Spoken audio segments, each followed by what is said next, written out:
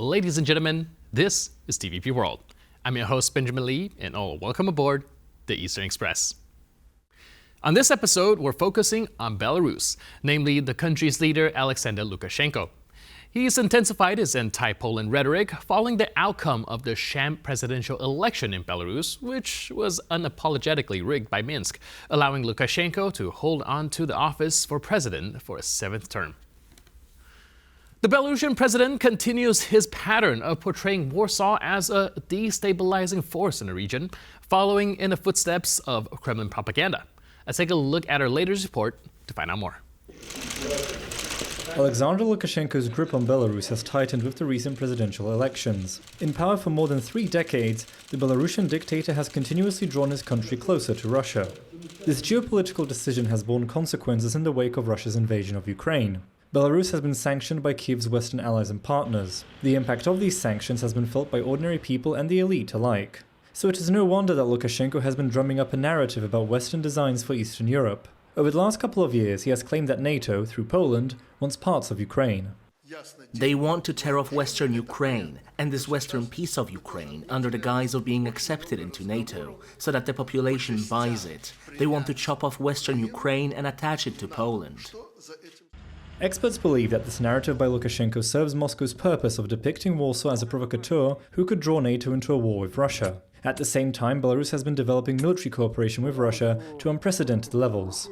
It will soon even host Moscow's finest missiles, like the Oreshnik. Minsk has also been playing into Russia's strategy of hybrid warfare. An example of this was how Belarus used migrants to assault the Polish border in an attempt to destabilize the region. Given this closeness between Belarus and Russia, more comments about alleged provocations from the West are to be expected. And now, let's take a look at the issue in greater detail. For years, Alexander Lukashenko has painted Poland as an aggressor, a militarist power scheming to annex Western Ukraine and drag the region into war. It's a tired yet deliberate narrative, one that serves both his interests and those of Moscow. By demonizing Poland, Lukashenko casts himself as the lone defender of Belarusian independence, all while his country sinks deeper and deeper into Russia's grasp. The truth is starkly different. Poland was one of the first nations to recognize Belarusian sovereignty in 1991, supporting its democracy and European integration. Yet, Lukashenko has always feared Polish influence, feared that the democratic ideas Poland promotes could loosen his iron grip on power. Over the years, Warsaw and its Baltic allies have attempted to strengthen Belarusian independence from Moscow, but those efforts collapsed after the brutal crackdown on protests in 2020. Instead of dialogue, Minsk responded with hostility, using migrants as political pawns, provoking border clashes and tightening its alliance with Russia. Belarus has become a willing accomplice of Moscow's war, allowing Russian troops on its soil, expanding military exercises, and even threatening to station nuclear weapons within its borders. Meanwhile, Poland has fortified its defenses, unwilling to ignore the growing threats. The propaganda war has also escalated. Warsaw has been branded a belligerent force, NATO's pawn, an existential threat to Belarus. But beyond the rhetoric, Lukashenko's real fear is clear. Poland shelters the Belarusian opposition, hosts independent media, and speaks out against his fraudulent elections. His anti-Polish crusade is not just about geopolitics, it's about survival. And so the targeting of Poland continues. Propaganda, repression of the Polish minority, all fueling tensions in an already volatile region. But in the end, it is Lukashenko, not Poland, who stands on the edge of precipice. And now, here to shed more light on the issue is Dmitry Bolkunets, political analyst. Hello, sir, and welcome to Eastern Express. Hello. So, we're looking at the Belarusian strongman Lukashenko once again turning up the heat when it comes to his anti-Polish rhetoric. My question is, why the hate? So, my view, Lukashenko hates Poland during his period in power. Probably it's his some mistake from Soviet education or something else. And I believe that Lukashenko never been in Poland. It's really terrible neighbor state, and never he visit Poland. That is show that he real not understand Poland as a state, as a development, because he probably hate process that continue in Poland like a democratic state, some values, etc. Because he's a Soviet person, and during Soviet period, it was. Some stereotypes about probably Poland, about Jewish also in other countries and nations. And Lukashenko is living in this past because he's not thinking about future. Because if he will be thinking about future, he must be continue and start develop relations between neighbor countries. That is why he organized so-called migration crisis on the border, and it's a real big threats for Poland, for Euro Union, etc. Yeah, we can already start seeing like widespread impact of this forced migration through the Polish-Belarusian border. It's been a problem for years, and I think it's even having a geopolitical impact with what he's doing. And when it comes to his rhetoric as well, Lukashenko has been painting Poland as an aggressor of sorts, a military power scheming to annex Ukraine, even with a lot of like these really weird rhetoric coming out. Do you think that there's a particular goal that Lukashenko is trying to achieve in trying to push the rhetoric that somehow Poland is eyeing Ukraine? So I think now there are some risks that Belarus will be involved in the war, but not so big like the beginning of this war 3 years ago. But I believe it's a big risk on this year because it's probably in the middle or the September will be some military exercises in Belarus together with Russia, similar like was beginning of a Russian attack against Ukraine 3 years ago. That is some risk, and Lukashenko will be probably involved on this new campaign. Russia not only against Ukraine, it's a big threat for Poland also. That is, I believe, now European Union, Poland, NATO, and the US must be change approach against Lukashenko, particularly because I think there are only some ways how to isolate him in so opportunities for some possibility from a continued attack like migration crisis, etc. I believe only ultimatum against him, against some trucks and trains that was between Belarus and Euro Union continue every day deliver some cargo to Euro Union is a measure which help to stop attack on border and save this security in Europe for future. But my view is very important to restart relations between Belarus and Poland. But this ball on the Lukashenko side, because if he will release all political prisoners, I believe it will be open new window opportunities for restart these relations. But this now game on Lukashenko field. Right, like I mentioned, a restart in relation is perhaps a very important going forward. And I certainly remember that Poland is actually one of the countries that is kind of helping Belarusians trying to gain its independence from their relation with Moscow. But do you think the fact that Lukashenko himself is so close to the Kremlin that might be the reason why perhaps this push against Poland, because he's made his stance clear that he wants to be under the wing of Vladimir Putin? Yeah, probably this migration attack and some another hybrid attack against Poland, this game from Putin against the West using hands of Lukashenko, because I believe Lukashenko sometimes not independent in some his deals, but I believe on this way Poland is must be pay more attention for situation in Belarus, because for Poland it's very important that Belarus must be independent state. It's very, very important. And I know that a few days ago Belarusian propaganda said that US planning to restart relations between Lukashenko and United States, and they are told that US planning to send firstly ambassador to Minsk, firstly, in the last 15 years? I don't think so. But Lukashenko waiting this.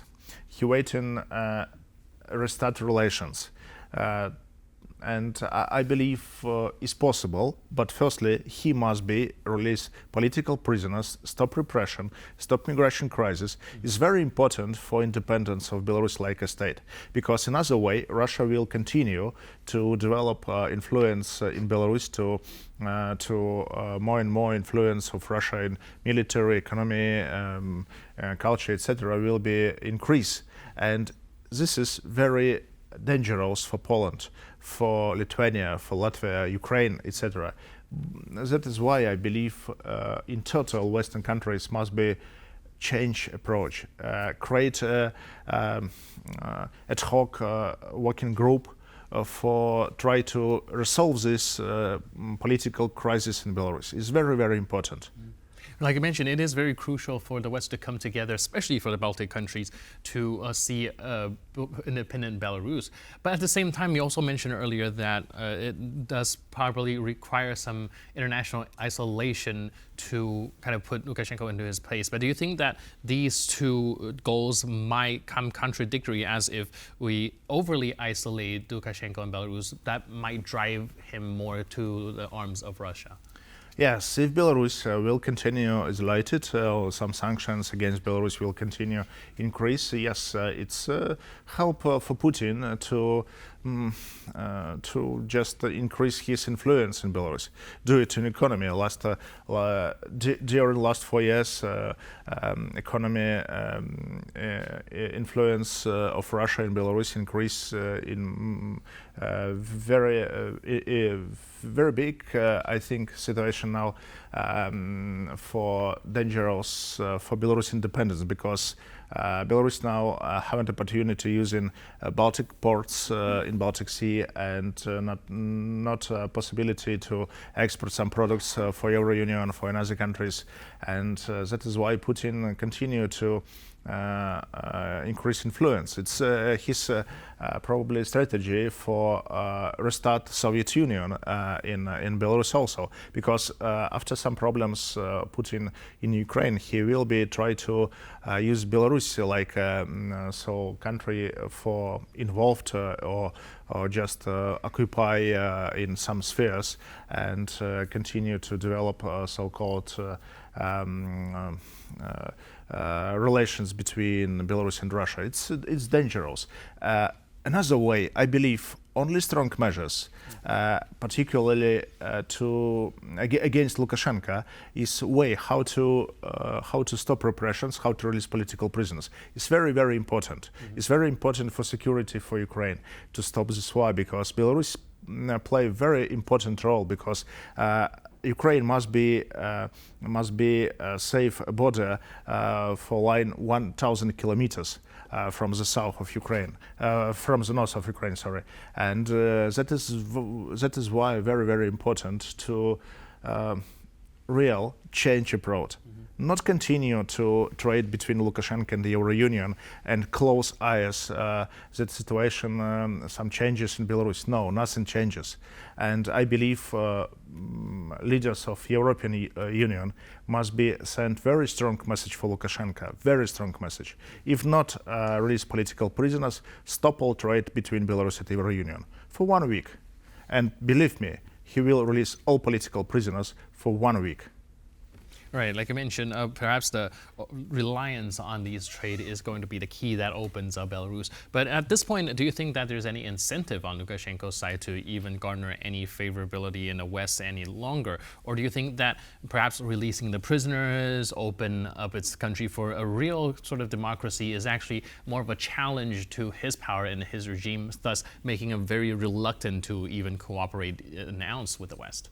I believe he afraid of liberalization, and he afraid of West in total, and also Putin afraid that Belarus will be independence from Russia, more independence. That is why I think now it's difficult to hope that Lukashenko will do something for democratization in Belarus, but it's possible, because he is not a young man. his person who at the end of his power, just of his period. But I believe society of Belarusian society, people, citizens must be understand what happened now in region and will be ready for changes.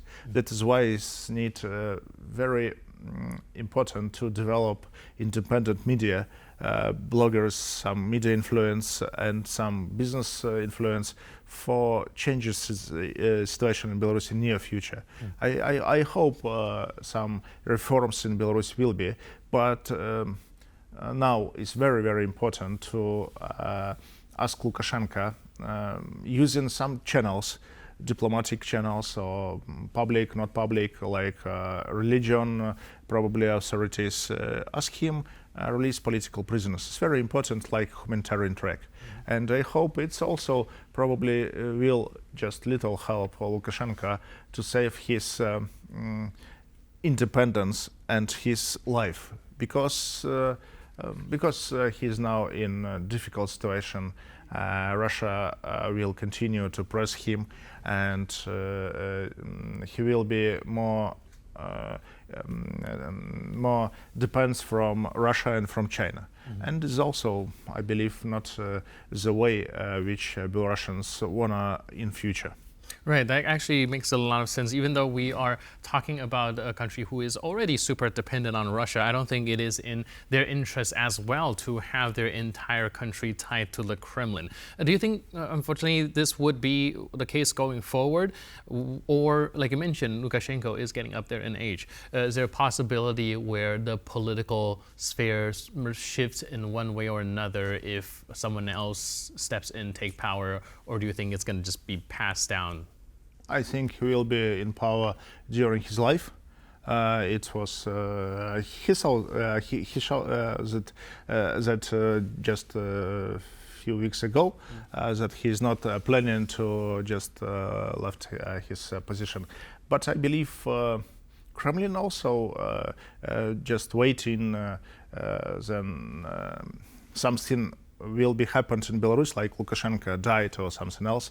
And yes, Kremlin have some strategy how to change political leader in Belarus, what they will be doing, and what will be doing Western countries. Just only statement that they just call authorities for something doing without any strategy. I believe it's stupid idea, because 4 years ago, when Kremlin gave Lukashenko a lot of resources, money, Brussels and US did nothing real. Just sent some statement, we are together with Belarusian people, blah, blah, blah. Yes, some opportunities was, but now I believe is not enough, and is not enough because is sometimes situation is real crazy, and we just believe that without freedom in Belarus, security in Europe will be under threat from Moscow, from Putin, because Belarus must be independent, Belarus must be freedom, and Belarusians must be involved in sphere of total Euro Union, because I believe it's very, very important for future. Right, and in order to achieve that, I guess a change of approach is in order. Thank you so much for your input and insight, and thanks for being with us on East Express. And now we're moving on to the Eastern News Flash, a series of all the other stories from the East that you don't want to miss. The Baltic states have cut ties with the Russian power grid, joining the European alternative. The move is meant to make their economies far more resilient to Russian energy pressure. By taking this monumental step, Lithuania, Latvia and Estonia have all severed themselves from the Soviet-era power grid that connects Russia, Belarus and Kaliningrad. They will now be joining the more modern and more secure European continental grid, which includes the vast majority of European countries, from Portugal all the way to Turkey and Ukraine. Lithuania's energy minister has said that this will remove Russia's ability to use its electricity system as a way of enacting geopolitical blackmail. This has been a long time in the making for the Baltic states. The three countries have been working for years to integrate with Europe's power grid, but there were several technological and financial hurdles that they had to overcome. After Russia invaded Ukraine, however, the transition became a matter of utmost importance. North Korean leader Kim Jong-un has pledged to continue to support Russia in its war against Ukraine. He has also threatened to strengthen his country's nuclear forces to oppose U.S. military cooperation with Japan and South Korea. Ukrainian and American reports say that North Korea has already dispatched some 10,000 soldiers to the Kursk region to support Russia. These forces have apparently sustained some pretty heavy casualties in the attempt to drive Ukrainian troops out of the area. The current status of these soldiers remains uncertain. Some sources say that they have been rotated out of the front lines after suffering heavy losses. Ukrainian President Volodymyr Zelensky has warned, however, that Russia and North Korea will continue to expand their cooperation. North Korean state media have echoed this statement by quoting the country's dictator, who said that the North Korean army and people would continue to support Russia. Neither Moscow nor Pyongyang have commented on the deployment of troops to Russia and the reported casualties. U.S. President Donald Trump says that he has spoken with Vladimir Putin about ending the war in Ukraine, according to a New York Post report. The Kremlin has neither confirmed nor denied that such a conversation took place. Ending the war in Ukraine has been a focal point for the new US administration. Donald Trump has gone on record to say that the 2022 Russian invasion would not have happened if he had been president at the time, as he had, quote, a good relationship with Putin. Since taking office, various US officials who are part of the administration have said that they hope to end the war as soon as possible. A previously set goal included reaching some sort of resolution within the first 100 days of Trump's presidency. Trump has also said that he would like to meet with both Presidents Zelensky and Putin, and has hinted at a meeting with the former next week in Washington. The Ukrainian president meanwhile says that it is crucial for him to meet with Trump before any serious talks with Putin can take place. Ukrainian NGOs are starting to feel the bite of the suspension from funding from US aid. One Ukrainian charity that works with veterans says that it had to suspend its operation due to the lack of funding.